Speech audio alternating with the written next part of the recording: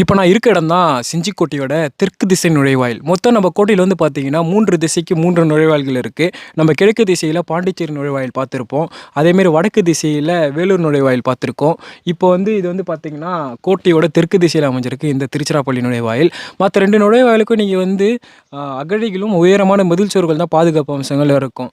ஆனா இந்த நுழைவாயில பொறுத்தவரைக்கும் உங்களுக்கு அந்த மாரி அகழிகள்லாம் எந்த பாதுகாப்பு அம்சமும் கிடையாது. இதுக்கு இயற்கை தான் பாதுகாப்பு அம்சமே. 2 பக்கம் மலைகள், நடுவுல காடுன்னு இதுக்கான பாதுகாப்பு அம்சமே இப்படி தான் இருக்கும். கோட்டையில இப்படி ஒரு நுழைவாயில் இருக்கிறதே தெரியாது. சரி, இந்த நுழைவாயில் எக்ஸாக்ட்டா நீங்க எப்படி வரலான்னு பார்த்தீங்கன்னா, நம்ம கோட்டையில ஆஞ்சநேயர் கோவில் இருக்குல்ல, அந்த ஆஞ்சநேயர் கோவிலுக்குள்ளார தான் நீங்க வந்து வர மாரி இருக்கும். அதே மாரி இந்த நுழைவாயில் வந்து பார்த்தீங்கன்னா, அந்த காலத்துல ரகசியமா அரசர்கள்லாம் போயிட்டு வரதுக்கு தான் பயன்படுத்துவாங்க. இது வந்து முகலாயர்கள் வந்து ஒரு சைத்தான் கேட் அப்படின்னும் சொல்லுவாங்க. சைத்தான்னா பேயின்னு அர்த்தம்.